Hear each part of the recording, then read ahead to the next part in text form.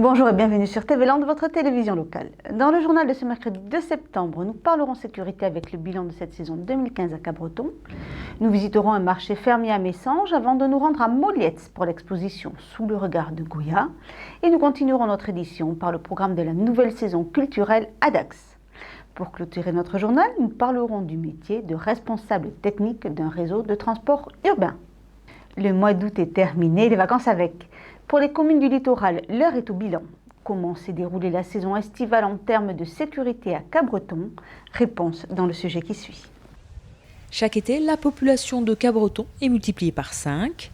Gendarmes, pompiers, policiers municipaux, MNS civils et CRS, ainsi que la SNSM assurent la sécurité des touristes et des locaux avec un dispositif rodé qui explique en grande partie le bon bilan estival de la cité marine depuis plusieurs années, puisqu'une fois encore, bien que la fréquentation ait augmenté début juillet et avec elle le nombre d'interventions des forces de sécurité, aucun incident majeur n'est à déplorer sur la commune. Un accident malheureusement est vite arrivé. Pour autant, on n'a pas d'accident, nous. On n'a pas eu de noyade à déplorer à Cabreton depuis plusieurs années maintenant et on s'en félicite. Et donc tout ça, plus tout le reste, donc tout ce qui se passe sur le territoire de Cabreton, ce n'est pas le résultat du hasard. C'est le résultat d'un travail qui a été mené dans le cadre du CLS, du contrat local de sécurité, du CSPD, du contrat intercommunal de sécurité et de prévention de la délinquance, qui a été ici mis en place très très tôt à Cabreton. Ça a été même le premier du département. Et donc ce n'est pas le fruit du hasard, puisque nous avons maintenant l'habitude de travailler ensemble. Tous les acteurs de la sécurité, toutes les forces ou les représentants des forces de sécurité, je crois pouvoir dire en parfaite harmonie et je dirais les résultats sont là aujourd'hui pour le prouver, pour dire que c'était effectivement la meilleure des choses qu'on puisse mettre en place et qui permet d'avoir une organisation qui aujourd'hui, mais depuis plusieurs années déjà, même si tout est perfectible et si on a ici ou là certains ajustements à faire, mais ça c'est normal, qui fonctionne parfaitement bien et qui est très très bien rodé.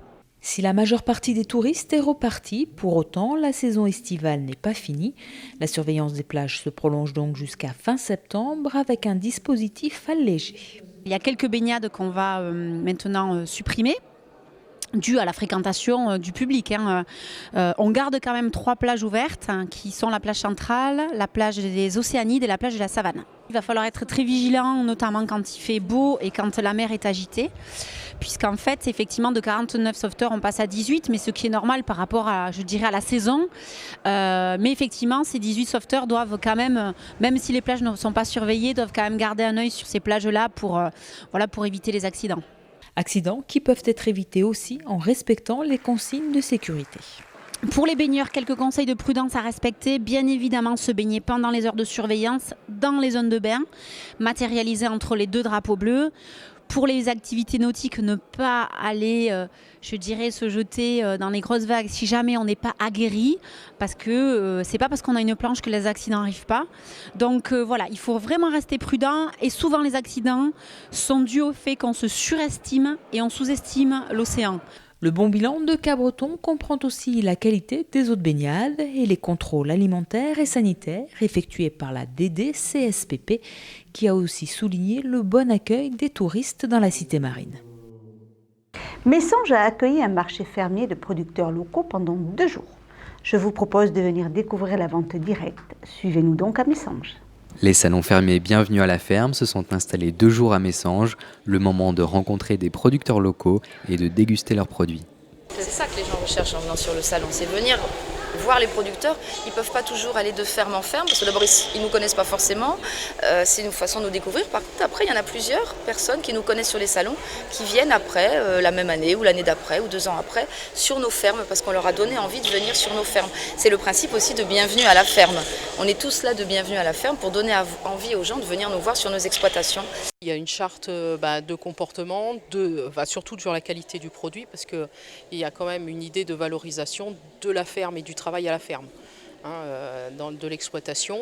Donc le premier critère, c'est d'être producteur. Voilà. Et de parler de son produit et d'être capable d'en parler, de savoir comment on le fait.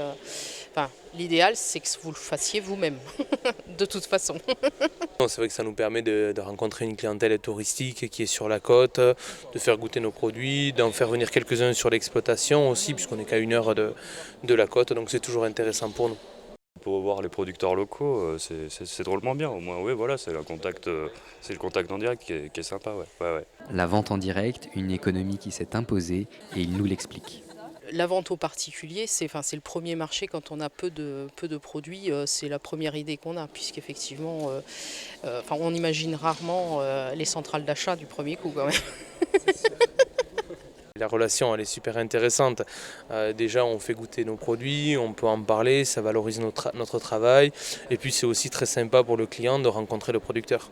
Ça permet aussi de pérenniser une exploitation et d'assurer aussi, on va parler d'argent, mais bon, c'est vrai que ça permet aussi d'assurer des revenus plus réguliers, on va dire. Quand on a commencé, on était à 4000 bouteilles et là, on est maintenant à 15 000 bouteilles. Donc le changement est plutôt sympa. Et si on n'a pas ce créneau de marché et de vente directe, je crois que ça serait très difficile pour nous tous.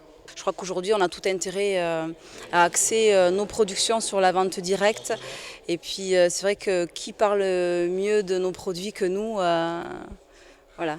Et la vente, c'est le plus dur parce que des fois, on connaît bien notre produit, mais c'est le plus dur à faire accepter chez les gens. Donc, en plus, quand on a un alcool comme ça, il faut arriver à le faire déguster pour le vendre. Donc, il faut essayer d'être le plus convaincant possible pour la dégustation. À toute heure. Hein. À toute heure. Hein. Les achats terminés, vous pourrez retrouver les producteurs dans leurs exploitations où ils vous feront découvrir leurs univers et leurs produits. À Molietz, d'avril à novembre, la galerie municipale propose tous les 15 jours de faire connaissance avec des artistes locaux. En ce moment, c'est le peintre Dominique Gentrot qui expose ses œuvres sous le regard de Goya. Rencontre. Du 28 août au 9 septembre, derrière la poste de Molietz, plus d'une vingtaine de toiles sont exposées pour découvrir l'univers de ce peintre passionné. Ça fait très longtemps, j'ai l'impression que je peins depuis toute ma vie finalement. La peinture, c'est quelque chose d'essentiel, de vital, donc c'est comme une drogue, c'est pire qu'une drogue. Il faut que ça soit viscéral, ça vient des tripes, quoi, ça vient de l'intérieur, il faut que ça vienne bien de l'intérieur, et il arrive un moment où on sent ce besoin, cette hargne, cette force, cette puissance qui va amener la toile telle qu'elle va arriver. Une œuvre, elle va jusqu'à l'aboutissement. Donc, si elle me plaît pas, je l'efface, je recommence, je fais autre chose. Quand je dis c'est fini, point, c'est fini. Donc là, je sais qu'elle est forte, quoi, qu'elle parle. Donc je l'aime, je les aime toutes finalement. Privilégiant les formats carrés et la peinture à l'huile pour son intensité, Sous le regard de Goya est un ensemble de portraits comme un clin d'œil à l'un des précurseurs de l'impressionnisme. Moi, Goya, c'est un monde, c'est mon univers, j'admire Goya, j'aimerais pouvoir faire 1/10 de ce que lui a créé. C'est pratiquement l'inventeur, enfin, si on peut le dire comme ça, parce qu'il n'y pensait pas, de l'expressionnisme. C'est quand même grâce à lui qu'on est parti si loin à l'intérieur des gens dans la recherche picturale. Sous le regard de Goya, parce que d'abord il y a beaucoup de portraits qui sont plus ou moins approchants de ces peintures noires, justement, de ce côté sombre, enfin on dit sombre, mais pour moi c'est pas sombre, c'est pas vrai, puisqu'on est dans la réalité. Songeurs, moqueurs ou inquiétants, ces personnages ont tous quelque chose de très humain. Ils sont comme moi, ils sont tout déglingués de partout, ils sont tout cassés, un visage de travers, enfin bon bref, c'est ça. Ils sont comme la vie, les gens, ils sont des gens qui respirent le bonheur, moi j'en connais pas beaucoup. Des gens qui n'ont pas souffert, non, ça fait partie de la vie, c'est vrai. Donc quand vous regardez un portrait, quelqu'un qui n'a jamais vu, donc un spectateur, ça le travaille, ça lui permet d'aller voir à l'intérieur, il y a quelque chose qui m'appartient là, quelque chose qui est moi. Voilà, finalement il faut que ce soit universel, C'est le but de l'art, c'est de communiquer, c'est de transmettre et d'être universel et intemporel. Sous le regard de Goya, une balade au fond des âmes à découvrir jusqu'au 9 septembre. Si septembre est synonyme de rentrée des classes, c'est aussi très souvent la rentrée culturelle d'une ville. Vendredi dernier, la ville de Dax annonçait le programme de sa saison culturelle. Le voici dans ce reportage. Comme chaque année, le dévoilement de la saison culturelle est un moment important pour une ville. À Dax, la saison commencera en beauté avec l'ouverture le 26 septembre par la Grande Sophie. Nous avons la chance d'avoir une grande chanteuse française, la Grande Sophie, elle est grande aussi par la taille mais par le talent, qui sortira un nouvel album, ça sera son 7e album le 25 septembre, qui commencera une tournée le 26 septembre. Et devinez où est-ce qu'elle commence à tourner? À Dax, ici dans cet atrium, dès le 26 septembre. Musique, mais également théâtre et danse, tous les arts seront au rendez-vous grâce à un trio de programmateurs. Donc cette saison est particulière dans la mesure où elle est orchestrée, on va dire, par trois grands chefs. La ville de Dax, bien entendu, en premier lieu, qui est l'animatrice essentielle de cette saison, aidée en cela par la compagnie Arga Théâtre, notamment Panchika Vélez, qui est artiste en résidence et qui nous accompagne justement dans la programmation.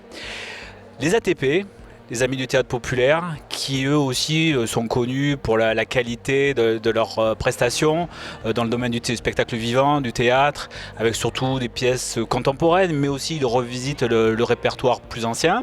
Et les JMF, qui eux, les Jeunesses Musicales de France, qui sont plus axés sur la musique et sur les scolaires. Donc il y aura 3 spectacles programmés par les JMF à destination des scolaires, afin de faire découvrir aussi aux tout petits ce qu'est un théâtre et ce qu'est le spectacle vivant. Alors on a essayé cette année d'être un peu plus complémentaire qu'on l'a été jusqu'à présent, c'est-à-dire avoir des passerelles, de ne pas être redondant, de ne pas faire des copier-coller, des spectacles. Donc peut-être que cette année, la particularité c'est que les ATP sont peut-être recentrés plus sur le théâtre traditionnel on va dire, et la ville de Dax on s'est plus axé sur des spectacles familiaux, mais surtout sur la musique, sur la danse, notamment la danse contemporaine, avec des actions culturelles ensuite qui sont menées d'ailleurs auprès des plus jeunes. Multipliant les ateliers, stages et masterclass avec primaires et lycéens, lors des résidences d'artistes et les festivals, la ville souhaite amener les jeunes vers le spectacle vivant. On souhaite faire un peu éclater les ghettos, on va dire, les cloisons du spectacle et faire venir des gens qui n'ont pas l'habitude de venir fréquenter une salle de théâtre. Et on pense bien entendu aux plus jeunes, notamment les collégiens et les adolescents. On sait qu'ils sont sollicités par plein de médias autres que le théâtre ou que le spectacle vivant. Donc ils peuvent bénéficier d'un pass particulier, un pass ado, c'est-à-dire pour 15 €, ils peuvent choisir 3 spectacles au choix. Donc ça fait 5 € par spectacle. Je pense que ce n'est pas un frein psychologique au niveau du tarif. Et là, ils peuvent choisir, justement, on vient de parler de la Grande Sophie, ils peuvent venir le voir, la Grande Sophie pour 5 €. Mais j'espère qu'ils viendront aussi voir des spectacles plus de théâtre habituels. Le dévoilement de la saison culturelle, c'est évidemment le moment idéal pour renouveler son abonnement et se renseigner sur les différentes formules. Auparavant, nous avions un pass d'accès et on avait un abonnement quasiment sur tous les spectacles. Et là maintenant, à partir d'un abonnement 7 spectacles, au choix, 7, 8, 9, 10, il y a des réductions très substantielles.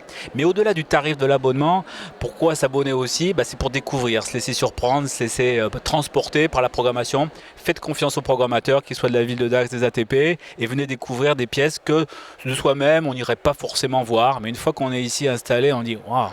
Heureusement que je suis venu parce que j'ai passé une super soirée.